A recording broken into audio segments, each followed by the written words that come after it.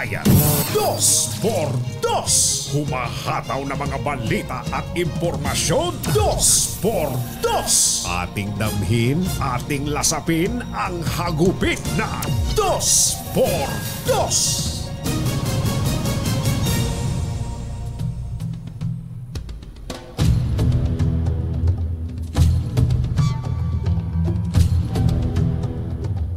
Limang ahensya ng pamahalaan, kabilang ang Office of the Vice President at Department of Education, ang tinanggalan ng ano? Inalisan Ng ano? ng confidential funds sa ilalim po ng budget para sa susunod na taon. Kabilang po sa tinanggalan ng confidential funds ang Department of Information and Communications Technology, Department of Agriculture na ang secretary ay mismong ang Pangulong Bongbong Marcos, at ang Department of Foreign Affairs. Ayon kay Ako Bicol Party List Representative Zaldico, Chairman ng House Appropriations Committee, ang kabuang 1.23 billion Confidential and Intelligence Fund, ang kabuang 1.23 billion ang kanilang naipon mula sa mga tinanggalan ng confidential funds.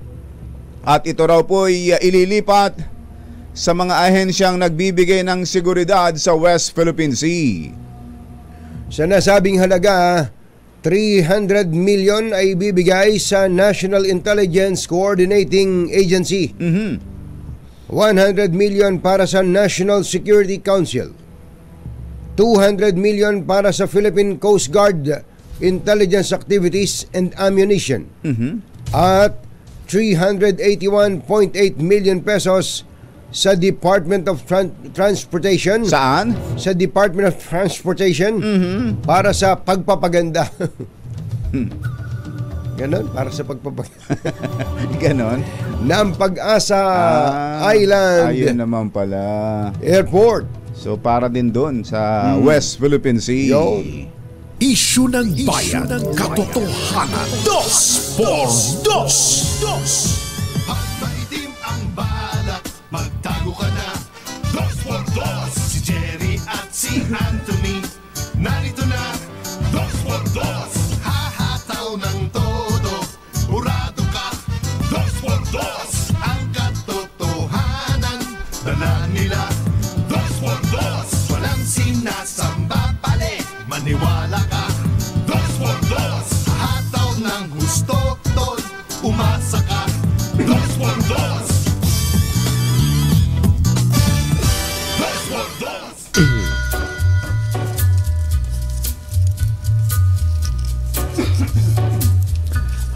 Hi. Maganda morning. Lame. Lame. Magandang umaga, bayan! Ito po si Jerry Baha. Ito po naman si Anthony Taberna. Muli pong sumasa inyo ang 2x2 sa umagang ito ng Friday! Yuhuu! Kumusta kayo mga textmates, mga text partners, mga kapamilya, kapuso, kapatid, kabarkada, mga kapitbahay? Umuulan din ba sa inyo?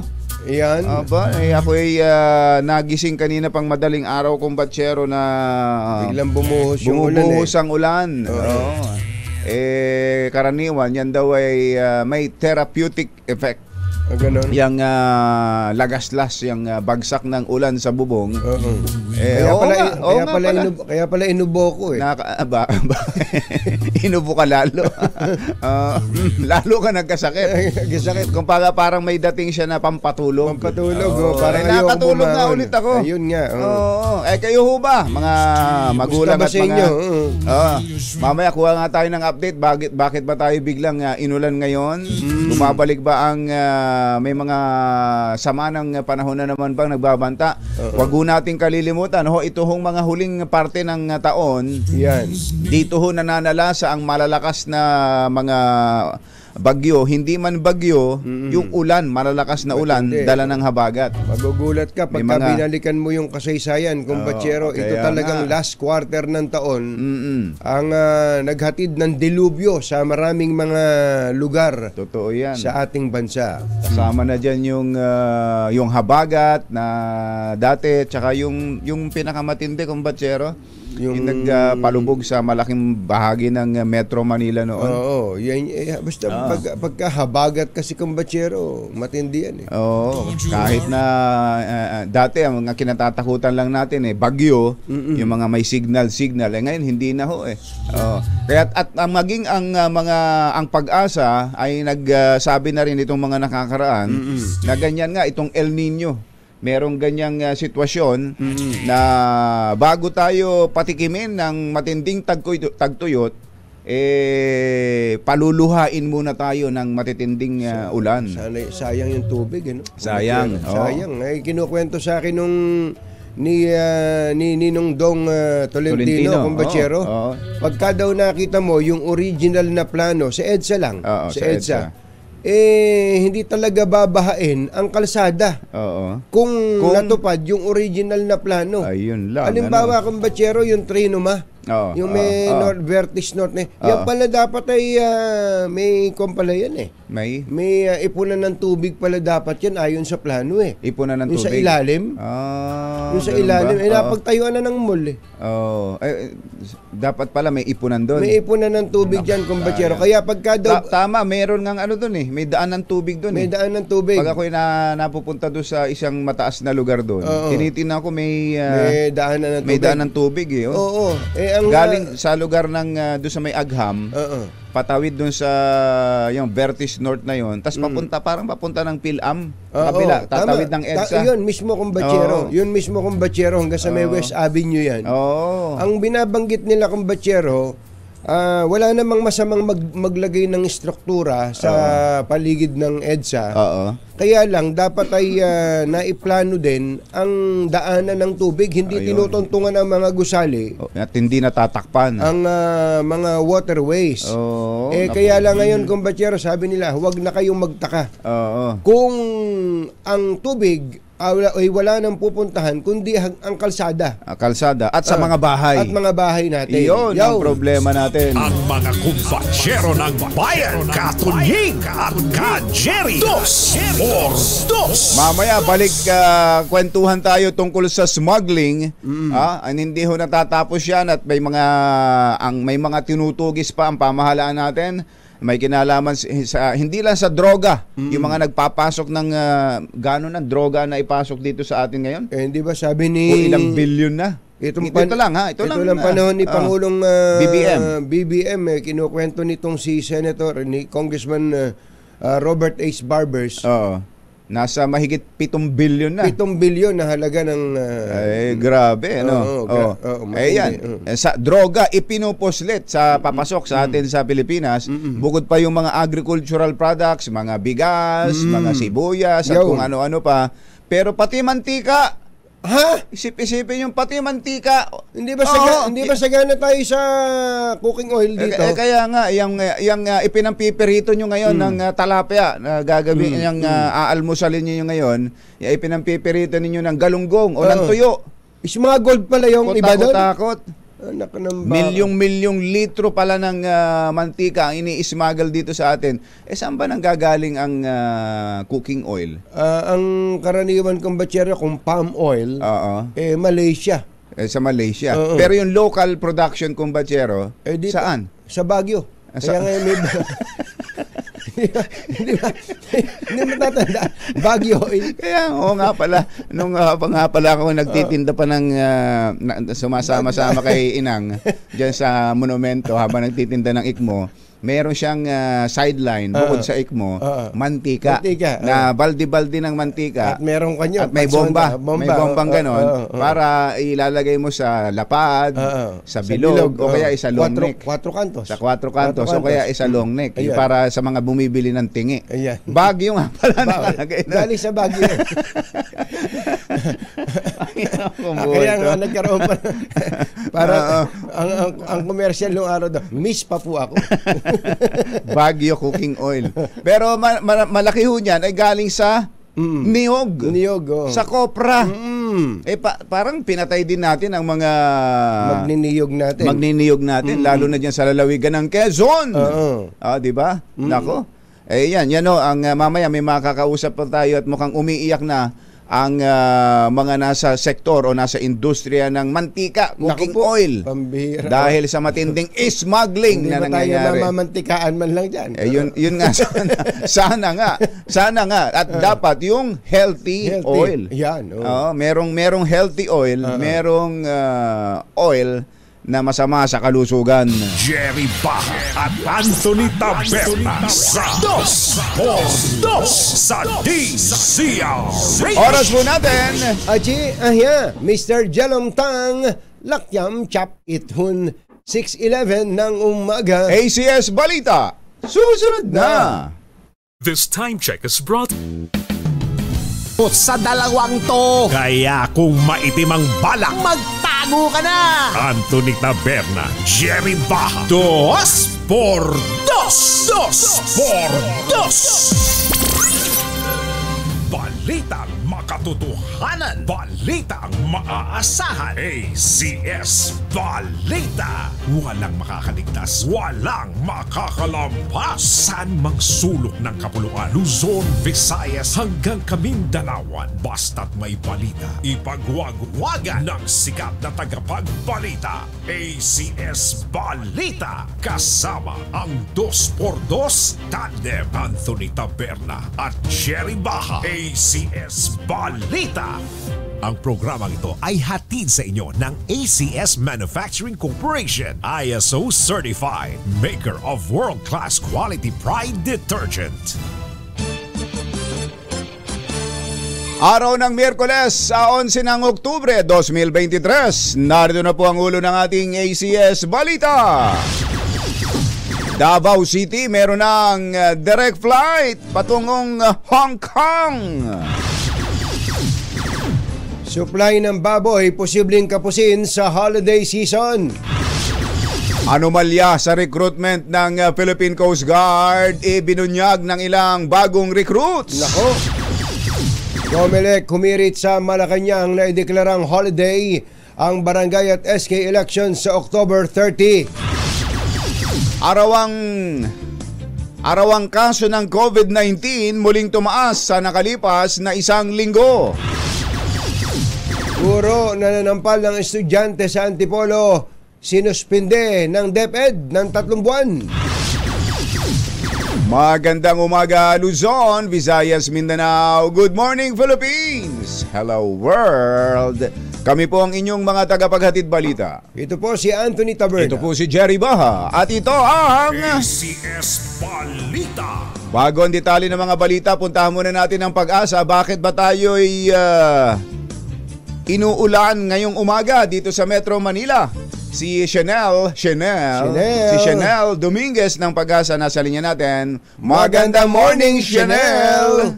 Magandang morning din po sa inyo. So kaya po tayo inuulan, meron po tayong binabantayan na low pressure area sa loob ng ating Philippine Area of Responsibility at ito'y huling namataan sa laying 750 km east ng Guian, Eastern Samar. Dahil sa trough or yung extension na itong low pressure area, isahan natin na magiging maulap ang panahon na may kasamang kalat-kalat na pag-ulan dito sa Metro Manila, Visayas, Mindanao, Bicol Region, Mimaropa at Calabarzon. Para naman sa nalalabing bahagi ng Luzon, sahan natin na maaliwalas na panahon na may mga tsansa pa rin ng localized thunderstorm lalo na sa hapon at sa gabi. Meron po tayong nakataas sa thunderstorm advisory kaninang 6:05 a.m. At ito yung expected makapekto dito sa Metro Manila, Bataan, Cavite, Rizal sa susunod na 2 oras. Thunderstorm advisory, Metro Manila, tsaka saan, Miss Yanel? Metro Manila, Bataan, Cavite at Rizal. Ayan, mga gaano ba kalakas ang inaasahan nating ulan na yan? Asahan natin ang moderate to heavy po na pag-ulan. Moderate to heavy, alas 6, so karaniwan mga 2 oras yan di ba? Tama po kayo mga dyan. Advisory ninyong ganyan? Yes po, opo. So between 6 to 8 ay asahan ng mga malalakas na pag-ulan? Yes po, opo. Oo. Yung low pressure area, anong chance maging bagyo yan? Sa ngayon, mababa po yung chance nito na maging isang ganap na bagyo. Meron din tayong binabantayan na bagyo sa labas ng ating Philippine Area of Responsibility. Ito yung international name na Volaben at mababa naman yung chance nito na pumasok mismo ng ating PAR. Ito yung nakikita natin kumpatsero sa satellite Oo, image. Yung ba yun? Yung Yes nasa po, labas opo. pa ng PAR? Yes po, opo. Ayun, yung pala yun, pero parang galit Parang nakakatakot eh. Oo, parang galit, mapulang-mapula eh. Apo. Yung Yung itsura. Pero mukhang hindi naman papasok ng PAR. Apo, hindi po. Okay. Salamat naman. Salamat sa iyo, Chanel. Thank you, Chanel. Maraming salamat din po at magandang umaga po sa inyo. Magandang umaga po si Chanel Dominguez ng Pag-asa. Alas 6:21 ang ating oras. Dito muna tayo sa ating ACS Good News. inilunsad ng Royal Air Philippines ang direktang twice weekly flight sa pagitan ng Davao City at ng Hong Kong. Ayon kay Tourism Davao Director Tanya Rabatan, mapapaganda ng nasabing direct flight and travel connectivity ng mga turista. Palalakasin din daw nito ang hindi lang ang lokal na turismo kundi ang posisyon ng syudad. Kala ko ang lokal na turismo ng Hong Kong. Pero siyempre, pati ang Davao. Pati ang Davao, oo. Palakasin daw po nito ang hindi lang ang lokal na turismo, kundi ang posisyon ng syudad bilang premier destination para sa incentive travel, conventions, and exhibitions. Gagamitin sa flight ang 150-seat Airbus A319 aircraft ng Royal Air tuwing Huwebes at Linggo. At sa atin naman, bad news. Nako, bad news ka agad. Nakambang kapusin ang supply ng baboy sa bansa ngayong panahon ng Kapaskuhan dahil sa mataas na demand at epekto ng African swine fever. Baboy na naman. Oo, at tayo dito, pinag-aaralan na ng Department of Agriculture na mag-angkat ng baboy Yan na. para mabalanse ang lokal na supply. Alas 6:23 ang ating oras, lumantad ang ilang bagong recruit ng Philippine Coast Guard para ibunyag ang anomalya sa recruitment ng Philippine Coast Guard. Batay sa reklamo ng mga bagong recruit, simula pa lamang ng kanilang pagpasok sa Coast Guard ay meron ng umiiral na sistema ng katiwalian. Naku po. Matindi ito, ha? Ito ba yung... pinadadagdagan pa naman ng pondo ang Coast Guard ang laki. para sa kanilang trabaho sa West Philippine Sea. Ito yung dagdag sa Coast Guard eh. Oh. 200 million Sa Coast Guard pa lang sa Coast Guard pa lang. Itong expose na to ng mga bagong recruit, kinukuba na raw sila. Meron ng mga kung ano-anong sinisingil sa kanila. Meron ng budget, may nakaraan ng budget para sa training nila. Kinukolektahan pa sila. Pang-uniform nga eh. Nako. Eto, ayon ho sa isang recruit, pinasasagot sa kanila ang mga overpriced, nako, eto na naman, na training gears na nagbaon daw sa karamihan sa kanila sa utang. Karamihan sa mga nagtapos sa PCG ay nagbabayad pa rin ng utang ng maabot na hanggang 150,000 Sos Mariano Kaindo para sa kanilang mga ginamit na training gear. Gayong, eto na, pansinin po ninyo, gayong may inilaan ang pamahalaan na pondo. Naku! Para sa bawat recruit na 43,000 pesos para magamit sa loob ng 6 na buwan. Inireklamo rin ng mga recruits ang manipis na panyo na nagkakahalaga ng 350 pesos. Napakamahal naman panyo niyan. Matindi, no? At t-shirt na binili kung saan lang, ngunit pinababayaran sa kanila ng gayong dapat ay kasama ito o pinababayaran pa sa kanila gayong kasama na ito sa 43,000 pesos allocation ng pamahalaan. Nakakalumura lang sir kasi expectation namin sir paglabas namin ng pagkatapos namin ng training sir, may uwi kami sa magulang namin sir. Kabaliktaran yung nangyari sir. Imbis na may uwi sir, nagkautang pa kami. Nasangla na yung mga lupain sir. Nasangla na dahil sa yung gastos para sa pag-apply sir. Yung iba sir, hinihingan ng pera para mabilis mapasok. May mga iba din sir na alam naman na hindi qualified talaga sir. Kaso sir, nakapasok, gawa ng nagbabayad sila sir para makapasok. Yung iba nga, sir, no right talaga, sir. Pero Coast Guard na yan, sir. Gawa ng, nagbayad nga sila, sir. Yung iba, unfair naman din sa iba, sir. Kasi yung iba, qualified sila, pero hindi sila nakapasok. Kasi wala nga silang bigay. Ayun, mabigat ito. Yan Isa po ang tinig ni Robocop.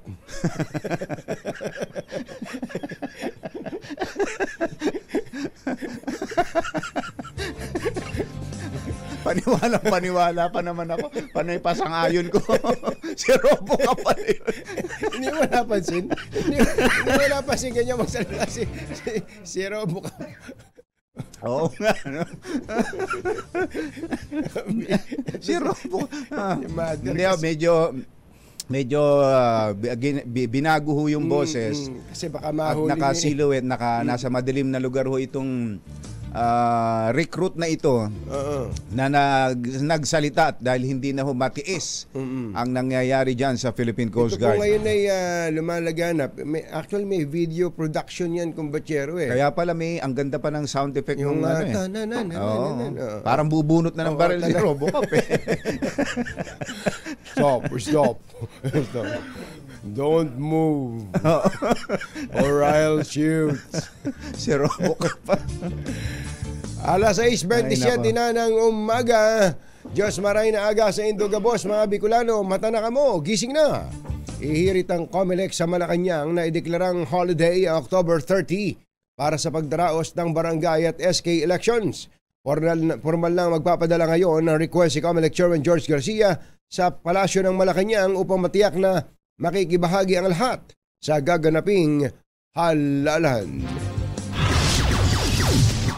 Alas 6:27 ang ating oras. Masantos siya kabuasaned sa kayo namin. Nagbagong kila, gising na. Tumataas na naman ang mga kaso ng COVID-19 sa bansa. Sa datos ng Department of Health, sumipa sa 181 ang naitalang daily cases mula October 2 hanggang 8, 3% mas mataas kumpara sa daily COVID cases noong nakaraang huling linggo ng Setyembre. Sinuspinde ng 70 araw ang guro na nanampal ng kanyang estudyante sa Antipolo na makalipas ang 11 araw ay binawian ng buhay.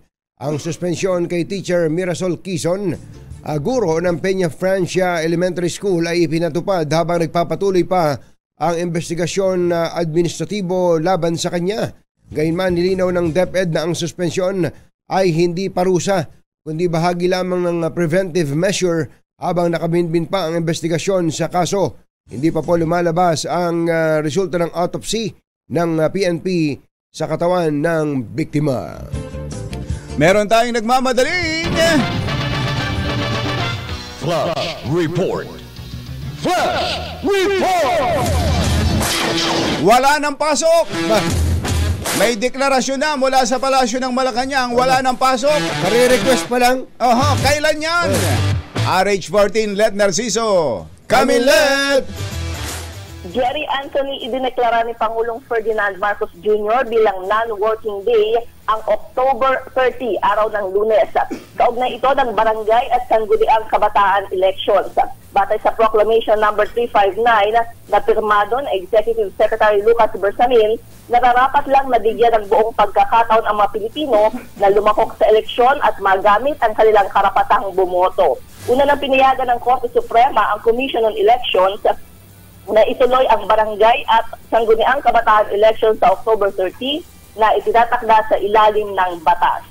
Para sa kauna-unahan sa Pilipinas, DZRH, ito si Let Narciso, tuloy-tuloy sa pagbabalita, tuloy-tuloy sa serbisyo, sama-sama tayo, Pilipino. Let? Yes. So, ang bilis ng aksyon ng Malacanang sa request ni Chairman George Garcia. Merong nagre-request din dito na batang ayaw pumasok, wala daw pasok ngayon. Ngayon, malakas daw ulan eh. Akala daw niya ngayon na yung walang pasok. Hindi, di pa ito, October 30. Ayan, araw ng Lunes. Ang sabi sa barangay at sangguniang kabataan elections. Sa ano pa? Sa makalawan linggo pa. Ayan, tayo pa namang ayaw bumangon at lakas ng ulan. Ito pa, last question ha. Ito'y tanong naman ni Bailon ngayon. Ito daw ba ang picture mo na to na mahaba ang buhok? Ito pa rin daw ba ang buhok mo ngayon? Mga ano na yan, 5 years ago. Ang tagal na pala. Mario Joseph, ano. Di balit, papapalitan natin kay Mother. Mother naman, hindi mo ba nakita yung bagong hairstyle ni mas Let? maganda, mas modern. Yung bang parang nagpasalong. Oo. Ayos, Let. Thank you. Thank you, Let. Galing sa inyo, Jerry at Anthony. Flash Report. Flash Report! Nagbabaga pa rin ang ating ACS Balita. Alas 6:31 ang ating oras. This time check ay hatid sa inyo ng ACS Manufacturing Corporation, ISO Certified, maker ng world-class quality Pride detergent. Hi! Maganda morning. Anong araw ba today, kumbachero? Today and every day is Smart Dishwashing Day. Yuhu! At sa ating everyday dishwashing, syempre, Smart Dishwashing Paste. Heavy duty and linis dahil may double tanggaling formula. Kaya tanggal sebo, tanggal bakterya pa. Saan ka pa? Yan ang Smart Dishwashing Paste. Sa plato, kaldero at plastic, linis, fantastic. Kaya number 1 ng Smart Dishwashing Paste. A product of ACS Manufacturing Corporation. Ayan, kapag nililinis natin yung mga platong may mga namantikaan, yan ang panlinis. Talaga, sinabi mo pa. Eto ngayon, ang dahilan, ang issue ng mantika. Ayan. Kung bakit kailangan natin ng mahuhusay na panglinis ng ating mga plato at mga kagamitan sa kusina. Makibalita nga tayo, totoo nga bang grabe ang talamak din ang smuggling ng cooking oil sa bansa? Naku. Ang chairman of Federation of Philippine Industries ay nasa linya natin, si Ka Jess Aranza. Mr. Jess Aranza, magandang morning! Si Ka Jerry at si Ka Tunying po ito.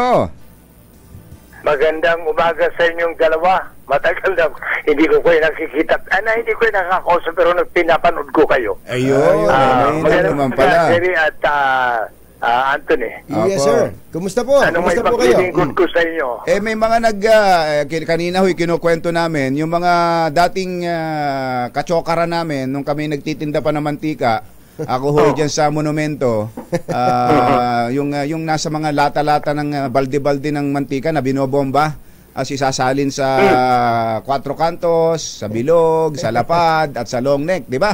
Ganun sa mga palengke, binebenta. Grabe daw ho ang smuggling. Totoo ho ba, Ka Jess, na grabe ang smuggling ng cooking oil dito sa atin? Malungkot aminin, pero totoo. Ganito yan kasi, mayroon tayong batas na pag inangkat mo ang anumang sangkap na pwedeng ihalo sa animal feeds for compounding, yan ho ay libre sa lahat ng buwis, pati value-added tax. Ngayon, marami ho, kasi ang palm oil palm oilin, ang palm oil ay matigas kagad yan, pero ginagawang palm oilin para mag-fit sa tao. Okay. Kaya yun ho ang pinapasok nila ngayon, pero hindi naman talaga ginagamit sa feeds. Ang report sa amin, ginagamit sa pagbenta. Sapagkat lamang sila sa coconut. Ang coconut, babayad ng karampatang buwis lahat, pero sila libre. Kasi yun nga, kung binigyan ng autoridad ng Bureau of Animal Industry na mag-angkat upang halo sa mga feed compounder sa mga hayop. Ano po ba yung ang iba naman, ginagamit po pala sa paghalo sa biodiesel. Sapagkat ang batas naman, ang pinag-uusapan, kailangan coconut ang ihalo para mabigyan ng hanap buhay ang ating mga kokoteros. Pero ang nangyayari, ginagamitan olin. Bakit? Sa world market mas mura talaga ang palm oil. Sapagkat yan ay, kung isang hektarya, ang nakukuha dyan ay ng mga 5 tons of oil. Coconut, nasa 500 kilos lang. Sumalak-malak yan lamang. Kanya lamang, marami pang gagamitan ng ibang coconut na mga halimbawa trunk, leaves, lahat. Yun ay nakakabawi. Pero ang issue ngayon is, hindi guys na ang bibili nila ay pang feed compounding or hindi na ang bibili nila sa pang kung anumang ingredients. Hindi naman pala lahat yan. Napakaliit na porsyento ang ginagamit sa paghalo sa feeds. Ito po bang para lang maintindihan namin, Manong Jess, yung pong palm oil na to, in the form of liquid po ba yan o nabubuo na? Buo na? Liquid. Ganito liquid yan. din. Opo. Explain ko lang Ang palm oil ho ay hindi basta nagagamit sa pagluto sapagkat madaling kumurta. Madaling tumigas kaysa coconut. Mas madali yan. So ang ginagawa ho sa Malaysia, sa Indonesia, dito sa atin, ang ginagawa niya, dinadaan yung palm oil pa na fine bleach pa lang yan, dinadaan sa fractionation. Ang fractionation ho ay dinadaan ng 11 degrees centigrade upang mawalay na ang titigas at may hiwalay ang liquid. Ang solid ho, ang tawag diyan stearin. Yan pampatigas ng mga mantika, katulad ng purko, kung ano man diyang mga brand. Pero ang liquid portion, yan ang tinatawag na olin, palm olin. Yan ngayon ang ibibenta sa palengke ay sa mga household lahat. Sapagkat yan ay sa pagluluto. titigas lang yan pag 11 degrees below ang temperatura. Yun. Ang ginagawa nga, bilihan, ang tanong ko sa kanila, bakit bibilhin mo ang olin na mas mahal kaysa palm oil? Kung ihalo mo lang sa fridge, di gamitin mo yung palm oil. Tama po yun. So, tsaka karaniwan hong ginagamit sa, dati rin ho kaming nag-mimix ng feeds ni Kumbatsero, ay ginagamit ho namin used oil Yung mga ginamit na sa mga restaurant, inihahalo sa feeds. Pang ano na pagkain. So ang nangyayari ho pala ay technical smuggling, Ka-Jess. Ganyan lamang, may mga question kasi na na-discover ko yan at refer ko na sa NBI, Tunying at saka Jerry, no? Na-refer na sa NBI, hinahimay na ngayon ng NBI lahat. Na-refer ko na rin sa BIR because that is tax liability. Mga gaano po kalaki ang volume nito at gaano kalaki ang nawawala sa pera ng gobyerno sa pag-aaral po ninyo? Ang unang hearing na ginawa sa Kongreso, lumalabas na 45 billion na ang nawawala sa value-added tax natin. Malaki-laki. Meron pa yung ininanakaw mo yung benta ng lihitimong mga coconut oil dito sa ating bansa na nagbabayad. Pero nung sinala pa namin, mayroon akong mga lumapit sa akin ng mga Bureau of Animal Industry o kaya sa Department of Agriculture, binigay sa akin ng mga detalya. So, estimate namin, sa loob ng 15 taon na, ay yan ay nasa mga 60, 70, or 80 billion pesos.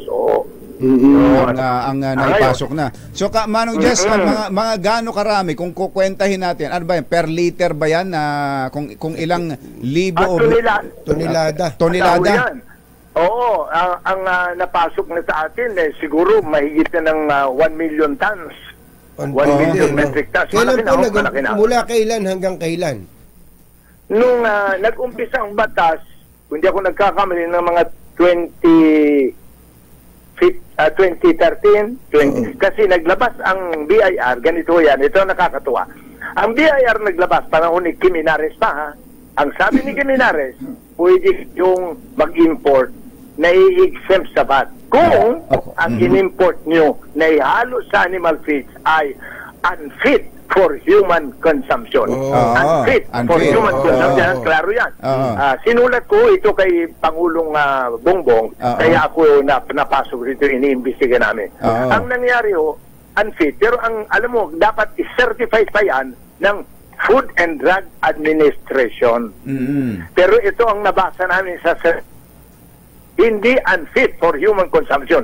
Ang linagay, medyo alanganin. Ang linagay, should not be used for human consumption. Iba ho yung unfit for human consumption. Should not be used. Should not be used for human consumption. Talaga? Malaking bagay. Pinapaikutan talaga. Maraming mananagot dito sa aking pananaw. Pinapalusutan talaga ang batas. Pero Manong Jess, magagawa ba yan nang walang halimbawa yun lang nag-i-import na yan ito diniklara ko lang to, magagawa ba niya ng ganun lang nang walang kasapakat mula sa mga government agencies? Hindi magagawa yan sapagkat una bibigyan ka ng clearance muna ng certificate. Ang ibibigay sa certificate to import yan. Dapat, alam mo, kung nagbibigay ka ng certificate na nagbibigay ang Bureau of Animal Industry, dapat alam mo kung ito ay feed miller ba ito. Paano naman bibili ako, nagmaalaga ako ng manok, bibili ako ng oil, halo ko. Di naman. Kailangan feed compounder, kailangan feed miller. Now, pangalawa, kailangan kung ano ang production. Halimbawa, ilang porsyento ang ihahalo mo sa feed nang galing sa oil? Wala pang 6% na ang inahalo. So, wala yung record. Nung tinanong ko lang, sabi kasi daw hindi binibigay sa kanila. Sabi ko, kung hindi binibigay sa'yo, di kasuhan nyo. Na-pinpoint po ba yung mga tao na gumagawa nito? Na-pinpointed po? Para, kasi napakasimple po yung sinabi nyo na yun lahat po ng kumpanya na nag-import, kinuha na ng NBI at tinitingnan na lahat kung saan nila ibinenta. Lahat o kinuha muna lahat ng nag-i-import para kung wala ka namang ginawang masama, libre ka naman. So ang pwede lang mag-import nito ay nasa feed mill, business, at saka yung binanggit nyo kanina, yung bio hindi ho. Iba pa hindi pwede ang biodiesel. Kapag batas natin sa biodiesel, kailangan coconut ang gamitin. Okay. So basta hindi feed miller, smuggler yon. Oo, basta yung nag-import ka na hindi dapat. Kaya maraming mananagot dito, Anthony Jerry So tama ba, Manong Jess, tama ba intindi ko, pagka po hindi feed miller, doon pa lang sa basic on the surface, pag hindi feed miller, yung pinayaga mag-import, sigurado smuggler yon. Tapos yung nag-issue ng import permit, smuggler din yon. Taga Bureau of Animal Industry. Hindi, pag-import, pwede yun. Nagbayad ka ng karampatang buwis. Pero pag nag-apply ka sa exemption dahil sa gagamitin mo sa feeds, ay dapat gamitin mo sa feeds. Dapat ikaw ang naggagawa ng mga pagkain ng mga hayop. O kaya mayroon kang napakalaking poultry na mayroon ka ng sariling paghalo-halo naman ng pagkain. Pwede. Pero hindi bawal ang pag-import ng palm-oil. Kung babayaran mo ang karampatang buwis, parang parehas ang laban. So kung sabi nyo ay hindi magagawa ito, so kanino ho, ulitin natin, sa Bureau of Animal Industry ho ba? At sa, ano pang ahensya ng gobyerno ang nagagamit dito? Ang ahensya is number 1, Bureau of Animal. Doon ang gagaling ang mga certificate na pwedeng mag-angkat. Number 2, pwedeng ang Food and Drug. Bakit ang hindi mo sinunod ang ilinabas ng BIR na kailangan i-certify mo na ito ay hindi pwede ipakain sa tao? Not fit for human consumption. Kaya nga naging palm-oil para makain ng tao ang sinabi lang na sa should not be used. Hindi dapat cannot be used or unfit for human. Iyon ang klaro na ginawa ni Kilinares. Unfit for human consumption. Manong Jess, medyo kapos na kami sa oras. So ano hong panawagan ninyo mula sa Federation of Philippine Industries at mula sa mga nasa negosyo ng cooking oil? Ano po panawagan ninyo kay Pangulong Bongbong Marcos? Ang sinabi ko sa ating Pangulo is pag ito tinanong pala niya sa akin, ito ba ay binibigay din sa coconut? Hindi ho. Kaya nga kami nagreklamo. Kaya ang pakiusap lang na kung gagawa kayo ng mga ganun, ilagay natin sa lugar upang sa ganun hindi magduros ang gobyerno, hindi rin magduros yung mga nagpo ng coconut dito na naghihirap nga yung mga farmers natin.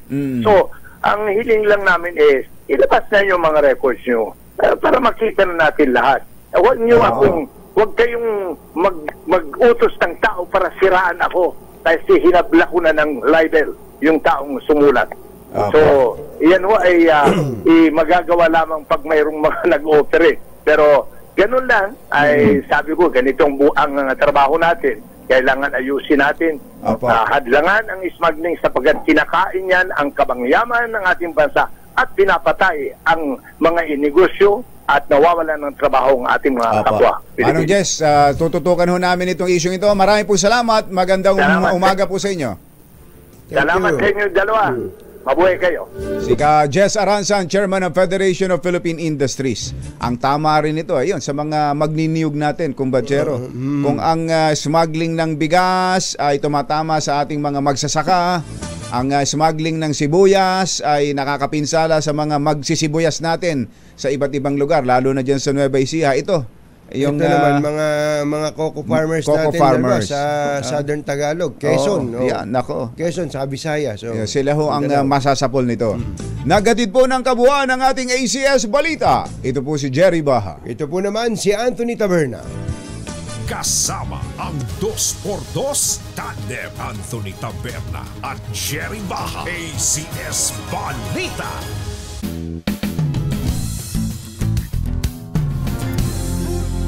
Kaya kung maitim ang balak, magtago ka na! Anthony Taberna, Jerry Baha. 2x2. 2x2.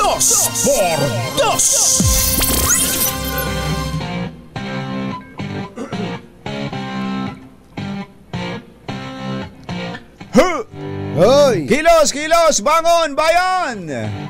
Kahit na paulan-ulan, kumusta ba dyan sa lugar ninyo, Kuyang Elsa Bartholomew? Maganda morning! Tamad na tamad daw siyang lumabas dahil sa mga pagulan-ulan. Kuyang Chris Nulo, ingat-ingat sa pagmumotor ng iyong Harley Davidson. Sabi naman ni Erickson Martinez, ipit po yung October 31. October 30. Kaya nga, yung October 30 ay holiday na.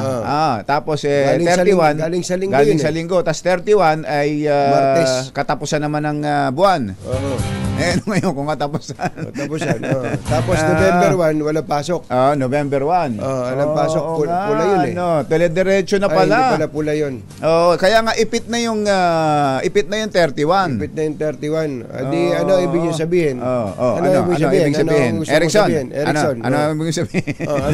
Sabihin mo na. Sabihin mo na. Nahiya ka pa Erickson eh. Mr. Jalom Tang, magandang morning. Kumusta ba si Kuya Jeffrey from Vancouver, Canada? Tsaka itong yung apo mo na si Alan? Si Erickson. Si Kylo Jenrick. Ayan, Kylo Jenrick. Magandang umaga din pala kay Governor Jun Ebdane ng Zambales na lagi palang nakikinig sa atin. Ay, Governor kumusta ba? Malakas pa ba si Gov? Oo naman. Parang batang-bata pa. Iba talaga pagka nag-exercise ka kumpanyero. Kahit na umiidad. Sabi nga nung meron nga parang ito si Jerome Tan. Ay, oo. 84 na. Hindi halata. Pero ang bilis maglakad, iiwanan ka sa lakaran Iba talaga pagka yun, yung simpleng lakad lang, kumbatsero. Simpleng lakad Saka lang. yung nakatayo tapos uupo. Exercise pala yun. Exercise na yun, yung mga, lalo na nga yung mga maiidar.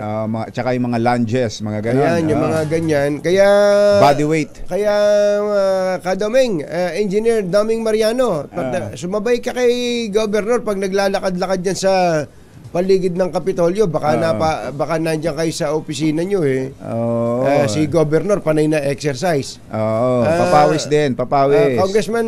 Congressman Doming Mariano, Congressman Engineer. Alam tayo dyan. Asan si Sherwin? Saan ba nag-iikot ang ating ninong, ang ating bagman? Na may dalang kutakot-takot na pera at mamimigay ngayong umaga? May message dito kumbatsero, si Cecilia Breis.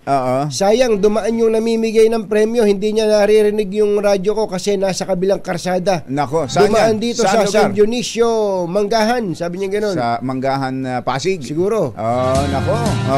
Abangan ninyo, lakasan ninyo ang inyong mga radyo at andyan na nag-iikot si Sherwin Alvaro.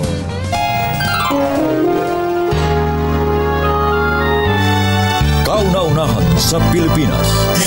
NBC Manila Broadcasting Company.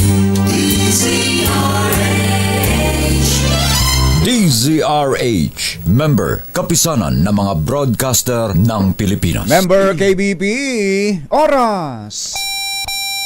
Ating Margie Santiago, magandang morning, Kapopoy. 5 minuto na makalipas ang 7 ng umaga. Balitang bagong-bago. Balitang dapat alam mo. Balitang magdadagdag ng talino. Dahil bagong impormasyon. Makibalita. Unang-una sa DZRH. Pangunahing balita. Kasama ang 2x2 tandem nina Anthony Taberna at Jerry Baha. Araw ng Miyerkules sa 11 ng Oktubre 2023. Narito na po ang ulo ng ating mga pangunahing balita. 5 ahensya ng pamahalaan, zero confidential funds sa panukalang 2024 national budget. Presyo ng petrolyo, Bulaklak, nakaambang tumaas. PUV modernization pinasususpinde sa harap ng alegasyon ng korupsyon. LTFRB may bagong OIC. Quezon City at Cebu, pinakamayamang lokal na pamahalaan sa bansa. Aba. ATM ng mga bagong recruit. Mistula o manong hostage ng Philippine Coast Guard. Barangay at SK election sa October 30, dineklarang holiday.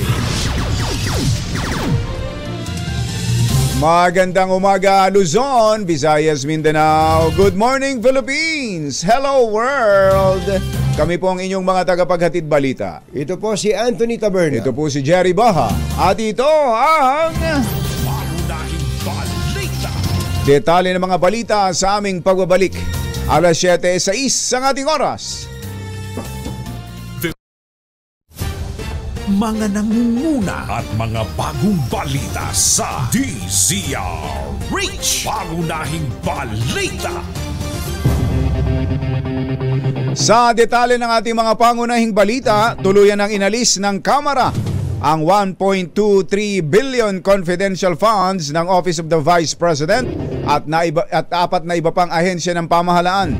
Ayon kay Marikina Congresswoman Stella Kimbo, nagdesisyon ng small committee ng Kamara na huwag nang bigyan ng secret fund ang OVP, kabilang din ang DepEd, DICT, Department of Agriculture at Department of Foreign Affairs. Sinabi ni Kimbo na ililipat ang 300 million confidential funds sa National Intelligence Coordinating Agency, 100 million pesos naman ang i-reallocate sa National Security Council, 200 million pesos naman ang ilalagay sa Philippine Coast Guard, habang 381.8 million para sa airport development o expansion ng Pag-asa Island ng DOTR. As authorized by the House Plenary, reached a unanimous decision to remove or realign the controversial confidential funds. As such, the Office of the Vice President and the Departments of Education, Information and Communications, Agriculture, and Foreign Affairs are getting zero confidential funds under the 2024 General Appropriations Bill. Instead, bulk of the funding will be channeled to agencies in charge of ensuring national security, especially in the West Philippine Sea. We believe that the House of Representatives is on the right side of history. We are responding to the call of the times, and the volatile situation in the West Philippine Sea calls for the immediate and decisive action to protect our national sovereignty. Si Congresswoman Stella Kimbo. Tumalo ng presyo ng krudo at karamihan ng mga stock market sa buong mundo ay nagsara at bumagsak matapos ang sorpresang pag-atake ng grupong Hamas sa Gaza Strip na nagtulak sa Israel na magdeklara ng giyera noong Sabado. Sa report ng CBC News, sumipa ng halos $5 ang presyo ng isang bariles ng langis sa West Texas Intermediate noong Lunes dahil sa pangamba sa sitwasyon na maaaring madamay ang maraming bansa sa rehiyon. Ang Israel ay isang marginal oil producer, ngunit maraming kalapit na bansa sa Middle East ay major suppliers. Sa Pilipinas, sinabi ni Energy Assistant Secretary Rodela Romero na binabantayan nila ang magiging epekto ng giyera ng Israel sa Hamas sa Palestine dahil tumaas ng agad ng 4% sa $88 per barrel ang presyo ng Brent crude sa world market sa unang araw pa lamang ng trading ngayong linggo. Ayon kay Romero, baka hindi na masundan ng big-time rollback na ipinatupad kahapon kung magpapatuloy ang gulo sa Israel. 7:16 ng ating oras, nakaambang tumaas ang presyo ng mga bulaklak habang papalapit ang undas. Ayon sa mga tindero sa Dangwa sa Maynila, maraming magsasaka ng bulaklak ang apektado ng nagdaang bagyo. Nakadepende ang presyuhan ng bulaklak at ang flower arrangement sa supply mula sa Baguio City kung saan napinsala ang mga plantasyon. Hindi pa masabi ng mga tindera kung sasapat ang supply ng mga bulaklak ngayong pagpasok ng undas. Pero alamin natin ang sitwasyon sa mga bulaklakan kay RH29, Boy Gonzales. Coming, boy! Jerry Anthony, dito sa mababa pa yung presyo ng bulaklak. Sa ngayon, dito sa Dangwa Market, pero posibleng tumaas ang presyo ng mga bulaklak habang papalapit ang undas sa November 1. Sinabi nga ni Dennis Federation, maraming mga magsaka ng bulaklak ang apektado ng mga nagdaang bagyo. Depende ang presyo sa bulaklak at ang flowers sa arrangement. Dito sa katabi ko si Dennis Federation ng lalas sa wildflower sa Dangwa Market. Tumaas ba ang presyo o bababa pa ngayon? Mababa pa po ang presyo ng bulaklak ngayon. Affordable pa po. Yung katulad po ng Malaysian map, nasa 150 to 180 po ang regular price. Tapos yung mga imported po ng mga Carnation Gerber, nasa 200 pa rin. Local roses natin, 250. Pero mga posibleng tumaas po yun sa pagpalapit na po yung undas. Saka depende po kasi dun sa supply na darating sa atin ngayon kung hindi na po mag-uulan. Karamihan na mabili pag malapit na undas. Ano-ano? Depende po kasi sa season na gusto nung ano yun. Nung nakaraan po, mahilig sila sa mga tropical plants, saka orchid. Baka sakaling ngayon po mag-boom din po yung mga imported flowers natin kasi mura po talaga siya at matitibay. Yung imported? Imported. Pag local, mahal no? Medyo mahal po ng konti dahil nga sa weather na nangyayari ngayon, pagpanay po ang ulan. Okay, yan Anthony, Jerry, si Dennis Federation dito sa Dangwa Market na tumigil na yung mga pagulan sa mga oras na ito. Mula sa kauna-una sa Pilipinas, si Sharis, ito si Boy Gonzales, tuloy-tuloy sa pagbabalita, tuloy-tuloy servisyo, sama-sama tayo, Pilipino. Thank you, boy! Pinasususpende ni Senator Grace Poe ang PUV Modernization Program matapos mabunyag ang umanay katiwalian sa LTFRB. Sinabi ng Chairman ng Senate Public Services Committee na dapat itigil ang programa hanggat hindi nare-resolba ang lahat ng issue sa ahensya. Ayon kay Poe, hindi na nga makausad ng maayos ang PUV modernization dahil sa iba't ibang issue na bahiran pa ng korupsyon. Kung totoo man ang aligasyon, unfair ito sa mga tsuper na nawala ng kabuhayan dahil may pinapaboran pala ang LTFRB kapalit ng 5 milyong pisong suhol. Samantala, itinalaga ni DOTR Secretary Jaime Bautista si Attorney Mercy Paras Laines bilang officer in charge ng LTFRB matapos suspindihin ang chairman nitong si Attorney Chopilo Guadis III dahil sa aligasyon ng korupsyon. Ang appointment ni Laines bilang OIC ay magiging epektibo hanggang Oktubre 9 ng susunod na taon. Sinuspinde ni Pangulong BBM si Guadis makaraang ibunyag ng dati nitong executive assistant na si Jeff Tumbado ang talamak na lagayan sa LTFRB na umaabot daw po sa 5 million para makakuha ng franchise, special permit at iba pang transaksyon kasabay ang banta ng grupong Manibela na maglulunsad ng nationwide transport strikes sa Lunes. Ano yung OIC appointment, Kumbater? Ano yung hanggang kailan? Hanggang October 9, 2024. Yung appointment? Yung appointment, oh. Ay, hindi na babalik si Kwan. Wala na, mukhang hindi naman isang taon. Isang taon yan eh. Oo. Isang taon ba suspension? Ewan ko. Ba't meron date yung pagka-OIC? Oo nga, may date kung hanggang kailan ang effectivity. Oo. Ganon? Wala nang balikan, Chairman Guadis. Kung ganon nga katindi ang ang alegasyon eh. Oo, pero hindi matatapos kaagad yun. Tama. Kung ako naman kay Chairman Guadis, hindi ko nahihintayin si Baki nila ako. Kung ako naman sa iyo, Chairman, ito naman hindi naman po tayo magkakakilala, pero kami naman parang nakababatang kapatid mo lang. Kung kami po sa inyo, magre-resign na lang. Kasi yung nakabitin pa na ganyan. Sa kanya i-demanda, yung dapat nyo i-demanda kung meron kayong, kung sabi nyo, ginawan lang kayo. Kasinungalingan yan. Yung whistleblower na yan, ang hinipan na hindi naman pala whistle.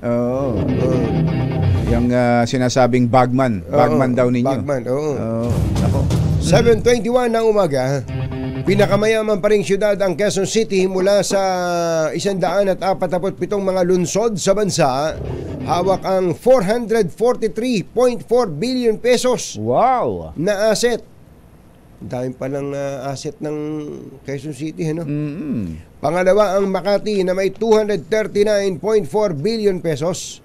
Pangatlo ang Maynila, 77.5 billion.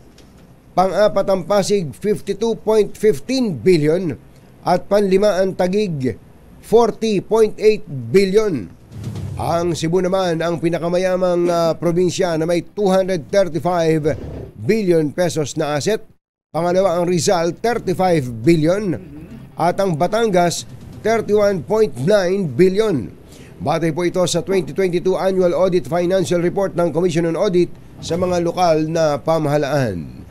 Di ba nakalagay dito yung kung sino may pinakamaraming utang? Hindi ba? Kasi yung ibang mga local government kumbatsero, utang ng utang. Marami namang may kita naman. May kita naman, utang ng utang kumbatsero. Tapos, pagdating ng bagong administrasyon, nagkakandakuba kababayad ng utang. Baon yung papalit. Yun. Ay, nako. 7:23 ang ating oras. Pinangangambahang magkaroon ng shortage sa supply ng karning baboy sa bansa ngayong holiday season dahil sa African Swine Fever. Ayon kay Agriculture Assistant Secretary at Spokesman Arnel de Mesa, halos 100 lugar ang may aktibong kaso ng ASF. Bukod pa sa mataas na ang demand ng karning baboy kapag holiday season, kaya inaasahan ang kakapusan. Dahil dito plano ng DA na mag-import na ng baboy upang matiyak ang sapat na supply. Kaugnay niyan ay nasa palengke si RH52 Edniel Parosa. Meron na bang ramdam na ba ang kakapusan sa supply ng karning baboy? Edniel Parosa. Kami Edniel! Jerry at Katunying, hindi pa ginagalaw ng mga pwesto ng baboy ang presyo ng kanilang mga ibinebenta sa kabila ng nararamdaman na umanong pagmahal ng idinedeliver sa kanilang karne. Yan ang sitwasyon dito sa Pasig Mega Market na isa sa may mga pinakamahal na karning baboy batay sa bantay presyo monitoring ng Department of Agriculture sa ating pag-ikot ngayong umaga.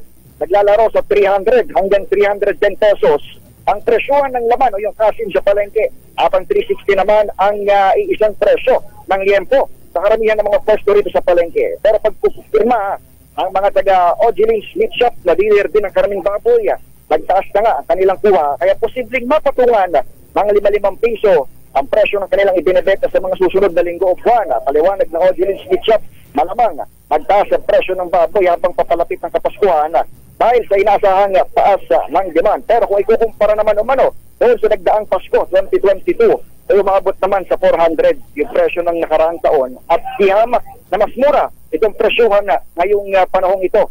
Una nang sinabi ng DA na posibleng mag-angkat tayo ng baboy dahil sa inasahang short na supply ng hanggang 10 days ay yung huling quarter ng taon. Pero para naman sa grupong Sinag, stable pa sa ngayon ang supply ng baboy.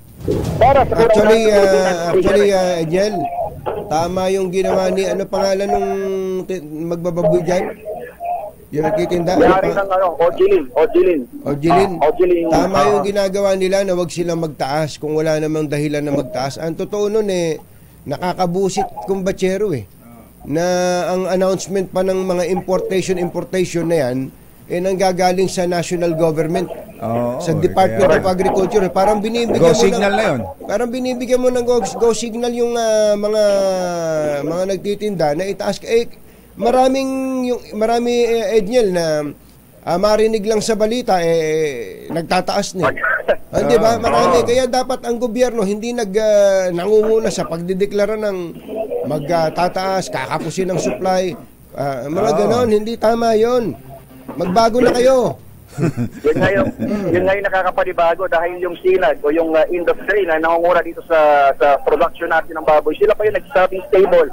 Tapos yung DA ngayon nagsasabi na baka mag-import ngayong last quarter ng taon. Tinanong natin tinanong natin itong mga magbababoy dito at ang sinasabi nila ay hindi raw masabi sa kanila yung dahilan kung bakit nagtaas sila ng kuha o yung kanilang kinukuhaan. Pero sa kanilang bahagi, manageable pa naman daw at hindi sila magtataas. Siguro, 5 piso raw habang papalapit itong panahon ng Pasko. Pero ang kanilang paniguro, mas mababa ito compared doon sa last year.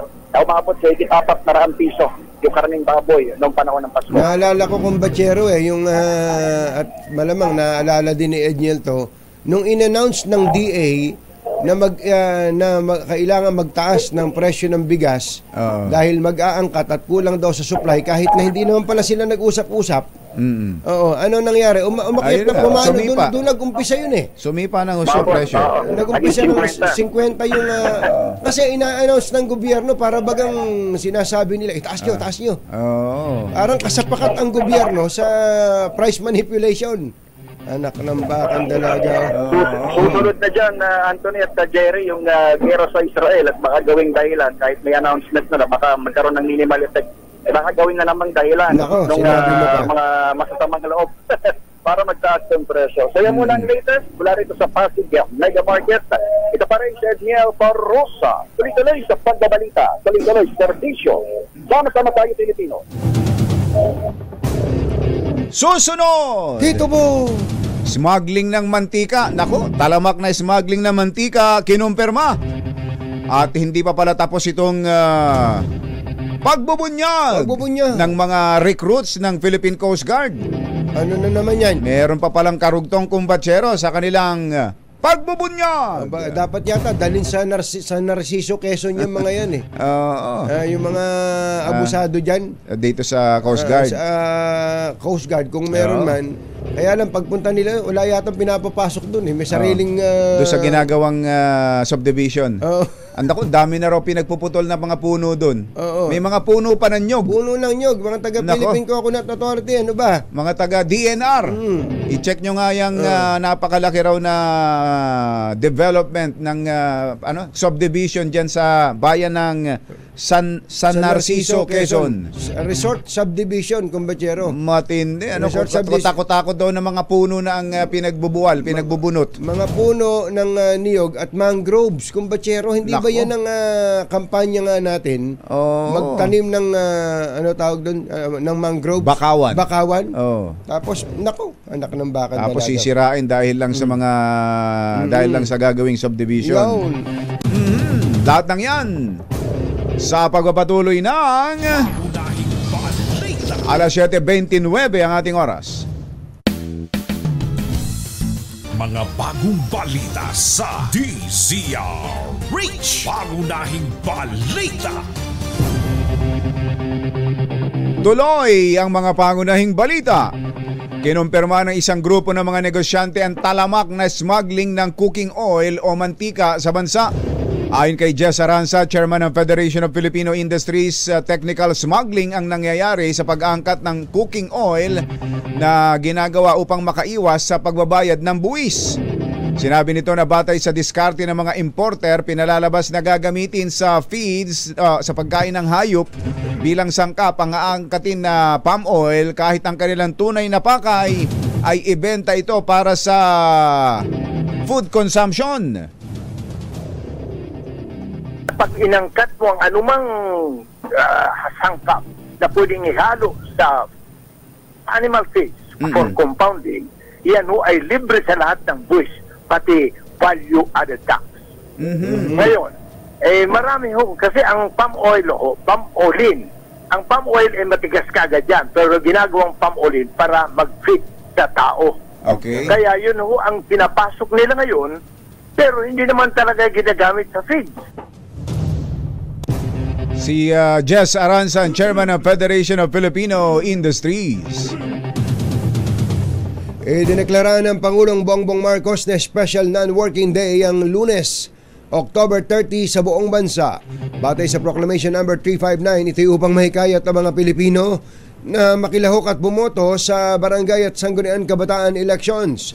Arangkada ang botohan para sa BSKE mula alas 7 ng umaga hanggang alas 3 ng hapon sa October 30. Mano-mano to, kumbachero, no? Hindi ito automated.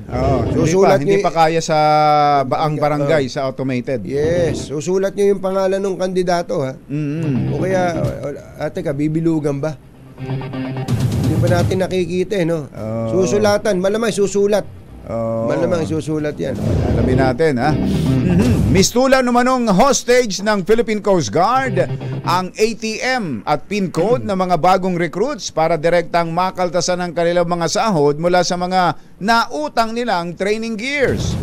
Isa lamang ito sa mga reklamo ng ilang recruits na lumantad para ibunyag ang sistema ng katiwaliang umiiral sa simula pa lamang ng pagpasok sa Coast Guard. Isa rin sa kanilang hinaing ay ang sinisingil sa kanilang 10,000 pesos para sa private van kapag panahon ng kanilang Liberty o RNR at automatic ang kaltas kahit hindi sumakay sa van. Panawagan nila kay Coast Guard Commandant Admiral Artemio Abu, imbestigahan ang nagaganap na anomalya na nakasisira sa imahe ng Coast Guard at ang binibiktima ay ang mga bagong recruits. Hawak nila yung BTM namin. Kasi bawal daw po kami maghawak ng sarili ng BTM. Depende lang pag mag-liberty kami, sir. Pinapahawak nila sa amin. And then may withdrawable slip kami na binibigay sa kanila kung magkano yung withdraw namin. And then depende sa kanila, bibigyan kami 1,000, 2,000. Less pa doon yun, sir, yung bibili namin mga gamit para sa sarili namin. Yan si Robocop, ang bagong recruit ng Coast Guard. Pero gusto lang natin liwanagan, yung pong video na yon ay hindi pagmamayari ng DZRH. Ito po ay ano tawag doon, shared video, shared video. At tinatawagan din natin ng pansin ng Coast Guard. Sagutin to. Kung kayo po'y gustong magbigay ng inyong panig ay maluwag po. May bibigyan namin kayo ng oras dito sa 2x2. Bumisita si Vice President Sara Duterte sa tanggapan ng Iglesia ni Cristo at kay Executive Minister Eduardo Manalo. Ginawa ng pangalawang Pangulo ang courtesy visit sa INC Center Temple sa Quezon City noong October 2. Mainit na tinanggap na ni Brother Eduardo Manalo si Duterte at binati ito sa kanyang trabaho bilang VP at DepEd Secretary. Bumisita rin kay Brother Eduardo Manalo si Deputy Speaker at Pampanga 2nd District Representative Gloria Macapagal Arroyo nitong October 6. Bumati na rin kasi October 31, birthday ni Ka Eduardo. Ka Eduardo, nga pala. Advance happy birthday po. Advance happy birthday po. Pinagpapaliwanag ni na Senator Coco Pimentel at Grace Poe ang DPWH dahil sa kahina-hinalang alokasyon ng pondo para sa mga proyekto. Ito ay matapos mabisto ng dalawang mambabatas ang mga insidente ng tinatawag nilang redundant funding para sa road projects, flood control dikes at multipurpose buildings. Ang multiple entries ng pondo ay natuklasan sa paghimay ng Senado sa hinihining na budget ng DPWH sa susunod na taon na nagkakahalaga ng 822.2 billion pesos. Obligado daw po ang mga producer ng pelikula at telebisyon na humingi ng permiso sa COMELEC para sa mga gun replica na gagamitin sa kanilang palabas. Pinaalala ng PNP na ang mga tinutukoy na props ay saklaw ng gun ban na pinaiiral dahil sa barangay at SK elections sa October 30. Tinukoy na halimbawa ni Brigadier General Roger Quesada, Acting Chief ng PNP Firearms and Explosives Office, ang airsoft, air gun at iba pang imitation firearms na ginagamit sa pelikula at palabas sa TV. So yung mga ginagamit ni Cardo Dalisay. Oo, kailangan pala ng permit nun. Kailangan pa pala ng permit nun? Oo. Ganon? Yun. Pangunahing balita sa showbiz. Sa ating showbiz balita, Kapuso Stars, Julian San Jose, River Cruz at Bubay nakauwi na mula sa Israel at nagbahagi ng kanilang karanasan. Matapos na sila'y abutan ng giyera doon. Ihatid sa atin ng ating isa pang showbiz legend, Gorgie Rula. Magandang morning, Gorgie! Yes, magandang morning, Katunying at Ka Jerry. Eto kasi kagabi, nakausap ko ang manager ni Julian San Jose at ni River Cruz, mga taga-GMA7, taga-Sparkle Artist Center. Dumating sila, inabot pala talaga sila ng giyera noong Sabado, October 7, na kung saan ay yun mismo yung schedule nung kanilang concert doon sa Israel, sa Tel Aviv. At alas 6 doon ng umaga, nagising na sila dahil maghahanda na sila para sa kanilang meet and greet, tapos mag-concert. Nakarinig sila ng napakalakas na pagsabog. Yun ang kwento ng manager ni Julian. At kaagad pagkatapos ng pagsabog na hindi nila alam kung ano yung sabog, akala na kung ano lang faulty wiring or whatever, hindi nila alam na bomba na yung sumabog na iyon. At tinawagan sila ng producer ng concert na nagsimula na raw yung gera at nung unang sabog pa lang daw na iyon ay nangyari sa isang yung music festival doon sa isang lugar, doon sa isang city doon sa Israel, at ang sabi nga ay 260 daw kaagad ang namatay. Kaya pinaghahanda sila at baka raw hindi na matuloy ang kanilang concert. Magmula nung Sabado na iyon, sabi ng manager ni Julian, ay hindi na sila nakatulog, talagang naghahanda na sila, hindi na raw nila mapilang kung ilang beses silang pinapatakbo diyan sa may kanilang bomb shelter, kasi yung tinitirhan nila ng Airbnb, merong din bomb shelter doon. Kung nakita nyo dyan sa may picture dyan, yung parang maliit na kwarto, yun yung bomb shelter pala nila. Nagkakasya lang sila doon sa isang maliit na kwarto na may 2 bed. Doon daw sila nagtatago tuwing tumutunog yung sirena. Yun daw ang sabi nila, kapag tumunog yung sirena, 1 minute dapat nasa loob na kayo ng bomb shelter. Hindi na raw sila natulog hanggang sa nakaalis sila ng Sunday ng tanghali at para lumipad pabalik ng Maynila. Kasi nga natatakot na nga sila at mabutit na ayos din naman ng producer ang kanilang flight na kailangan makabalik sila ng Maynila. Ang sabi nga sa amin nung manager nila Julian, sabi nila pag siguro hindi pa talaga nila oras dahil yung una nilang tinirhan na Airbnb, pinalipat lang siya dahil maliit yung Airbnb na yon. Naabutan nung pagsabog ng bomba. Mabutit nakaalis na sila doon. At pagdating naman nila sa airport, mabutit on time din naman daw sila ang kanilang flight pabalik ng Maynila. Dumaan yata sila ng Dubai. Pagkalipad lang daw nila, pagdating daw nila ng Dubai para sa stopover, nakatanggap sila ng balita ng isang kaibigan sa Israel na yung airport din doon sa Tel Aviv ay pinasabugan din. At may ilan pa silang mga kakilala na Pinoy din na inabutan doon ng pagsabog ng bomba doon sa airport. Mabuti lang daw at safe naman at hindi naman sila talaga, walang may nangyari hindi maganda sa kanila, at mabuti nakabalik din sila ng Maynila, yung kaibigan nilang naabutan ng pagbomba doon sa airport.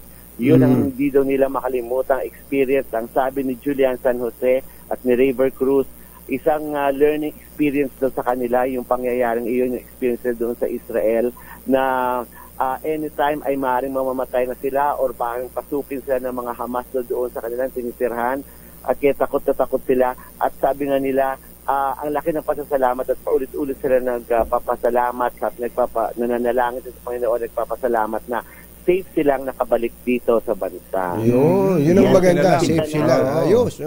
Oo. Yes, Kajer at Katudin. Sero mo ng chika natin at sinusubukan ko nga sana makausap natin si Bubay, pero parang tulog pa ngayon dahil nag-text kaninang madaling araw na nakabalik na araw silang safe sa Maynila. Sero mo ng chika natin ngayong umaga mula sa kanonan sa Pilipinas, DZRH. Ito po si Gorgie Rula, tuloy-tuloy sa pagbabalita, tuloy-tuloy sa serbisyo. Sama-sama tayo, Pilipino. Pangunahing balita sa sports. Sa pong araw lang magpapahinga ang ilang players ng Gilas Pilipinas bago sumabak sa PBA Season 48 sa November 5. Tumulak pa Amerika sina Gilas head coach Tim Cone at naturalized player Justin Brownlee para doon magpahinga. Pero agad babalik sa bansa si Brownlee para makasama ang Barangay Ginebra sa paghahanda sa PBA season, habang sa France muna lalaro si naturalized player Angelo Kuwami. Mismong si Gilas team manager Al Francis Chua ang kumausap sa mga mother team ng players. Nabigyan sila ng sapat na pahinga matapos pagharian ang 19th Asian Games. Pangunahing balita sa kalusugan. Sa ating health news, alam nyo bang pwedeng mauwi sa fatal infection kung hindi madalas na malinis o mahugasan ang ilan sa o tatlo sa mga parte ng ating katawan? Pakinggan ho ninyo ito ha. Baka ito'y napapabayaan din na ninyo sa inyong mga katawan. Ayon sa American dermatologist na si Lindsay Zubritsky. Sino yan? Si Lindsay.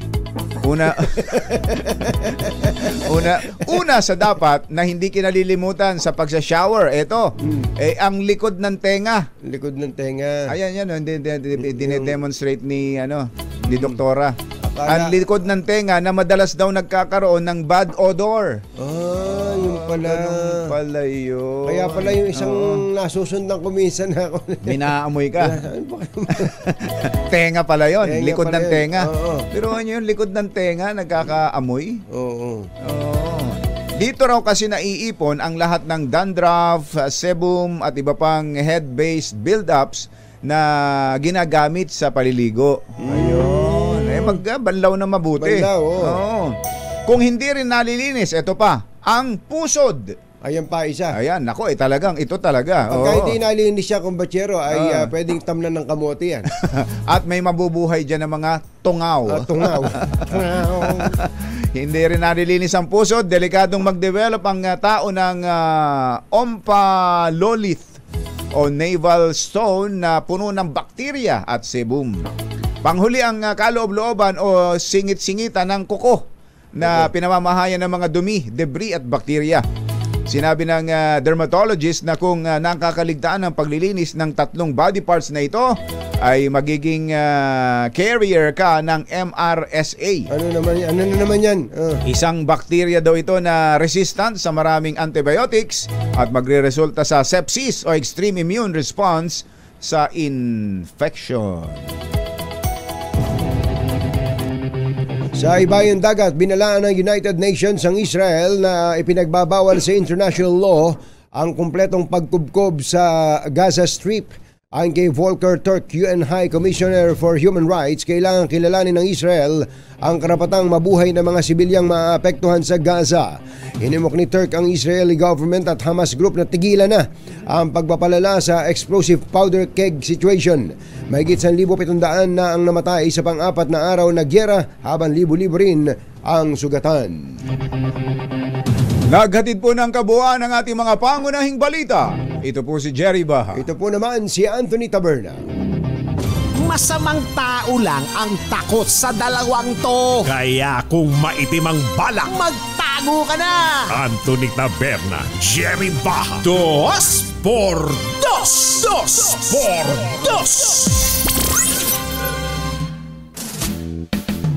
2. Yung project na ginagawa dyan sa San Narciso, Quezon, nasa na sila, pre-selling beach and Mountain View residential and commercial lots.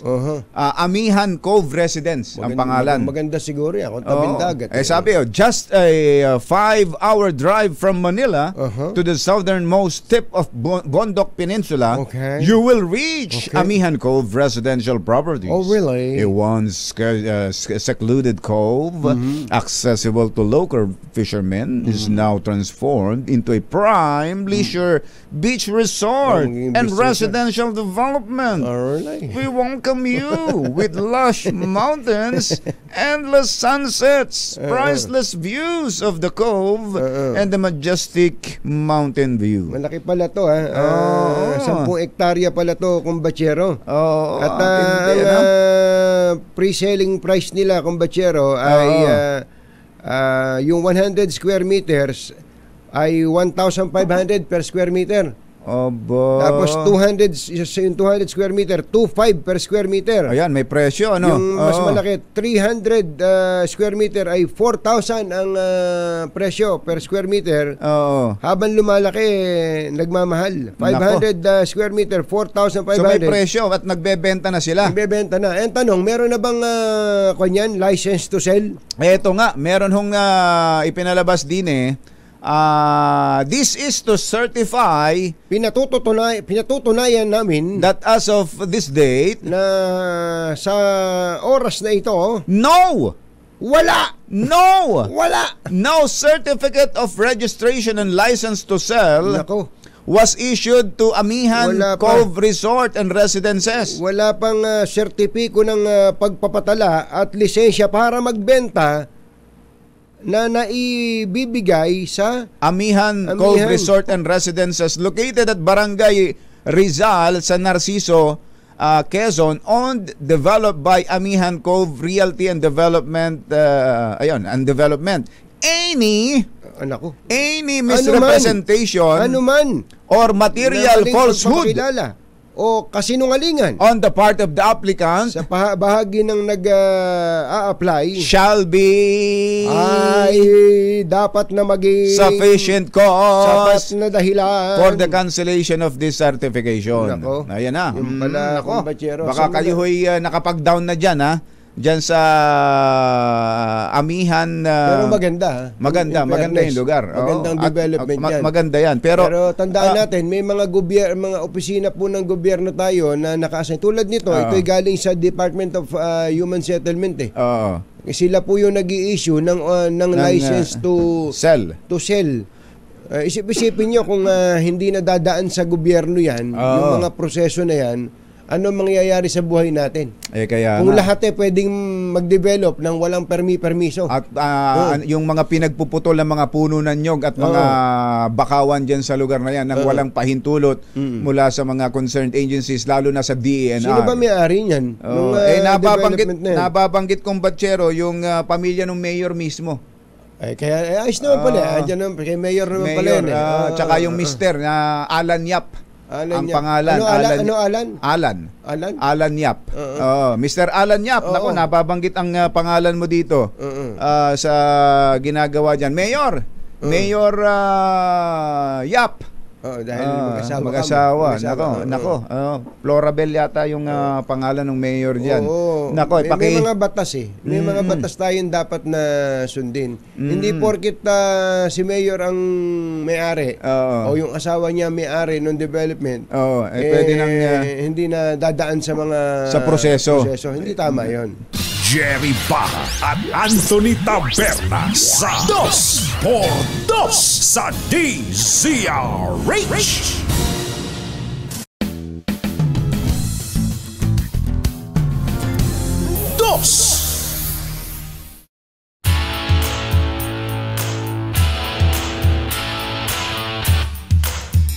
Ang tanong! Uy, teka lang, meron tayong nagmamadaling. Flash Report.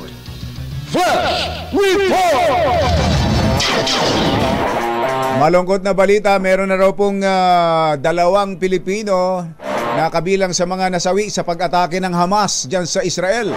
Ito po ay kinumpirma na ni Foreign Affairs Secretary Enrique Manalo sa kanyang Twitter account. Ayan, So 2 Pilipino na, 2 kababayan natin ang kasama na po sa kumpirmadong namatay dyan sa pag-atake ng Hamas sa Israel. Flash Report. Nasa Barangay San Dionisio, Parañaque, ang ating bagman. Anya ba ang bagman? Ang bagman. Anya ba si Chairman Bagman? Si RA6 Sherwin Alvaro. Come in, Sherwin.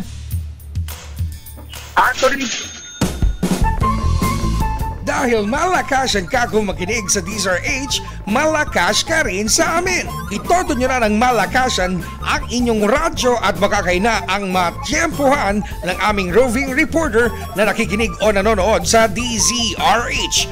Instant, mananalo ka ng malakasang 1,000 pesos sa DZRH Malakas promo, hatid sa atin ng kauna-unahang radyo sa Pilipinas, DZRH. Una sa Pilipinas, una sa Pilipino. Go, Sherwin! Adri Jerry, ito, hinahanda na ang tanghalian mamaya. Yan, no? Naku, ang sarap nito, gagataang tambakol. Ano? Ilang kilo yan, tatay? Mahigit 1 kilo to. Ayan na, naku, hinahanda na din. Dahil mukhang masarap mamaya ang tanghalian. Itong mga bus driver ng Transbil Systems, ito yung DOT accredited transportation tourist bus na naka-impil dito sa Barangay San Dionisio ba to? Barangay San Dionisio dito sa Parañaque. Dahil dito ay malakasan ang ikinig. Ito nga mga bus driver sa atin dito si tatay. Ayan yung kanyang radyo. Nakatune niya palagi sa DZRH. Pangalan ni tatay? Jerry Pamustan. Si Tatay Jerry, bakit ka nakikinig sa DZRH, tatay? Maano kasi yung mga yung mga balita nila Katunin tsaka ni Jerry ba. Lalo na yung sa balita sa Israel. Oo, tsaka yung si Deo Makalma. Yun yung mga paborito mo. Alam mo, itong mga tourist bus na ito, Jerry at Anthony, nagsisilbi sa mga turistang Israeli din. Israeli. Talaga? Oo, sa mga Israeli. Oo. Kaya ngayon, matumal yung kanilang biyahe dahil nga may gera. Walang turista na dumarating mula. Mga Hamas. Baka may mga Hamas naman dyan. Wala bang Hamas, Sherwin? Wala namang may himas dito, himas. Himas. Mga himas tong mga kasi stay sila dito sa kanilang bus terminal, malayo sa kanilang mga misis. Ito lang ginagawa ng maghapon. Himasin ang radyo. Okay, thank you. Salamat po sa inyo. Dito ng 1,000 pesos. Kaya si tatay mo sa sabi mo. Maraming salamat sa DCRH, lalo na kay Katuning at kay Jerry ba. Thank you. Maraming salamat din sa inyo ha. Nawa, sana matapos ang gera sa Israel at bumalik ng mga turista ng mga Israeli na sumasakay sa inyo dito sa inyong tourist bus. Live para din sa Barangay San Jorizo, Parañaque, Aysa Mersek. Sherwin Bata Alfaro, tuloy-tuloy sa pagbabalita, tuloy-tuloy sa serbisyo. Sama-sama tayo, Pilipino. Yay! Thank you! Thank you! Bye! Happy weekend! Damdaming bayan! Susunod na! Manila Times, happy anniversary! 125th anniversary sa Manila Times. Happy anniversary, Manila Times! Thank you. Thank you!